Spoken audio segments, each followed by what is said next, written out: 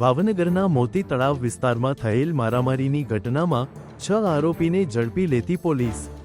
ભાવનગર શહેરના મોતી તળાવ વિસ્તારમાં થયેલી મારામારીમાં સામસામે પોલીસ ફરિયાદ નોંધાઈ હતી, જે બંનેની ફરિયાદના આધારે પોલીસે જાબીર ફિરોજભાઈ કુરેશી, જુબેર ફિરોજભાઈ કુરેશી, અમન ઉર્ફે ભૂરો અશરફભાઈ જુનેજા અને સામે પક્ષે આરિફ ઉર્ફે મમુ અબ્દુલભાઈ શેખ, ફરદીન ઉર્ફે લાલા ફિરોજભાઈ પઠાણ, શાહરૂખ બસીરખાન પઠાણને ઝડપી લીધા હતા।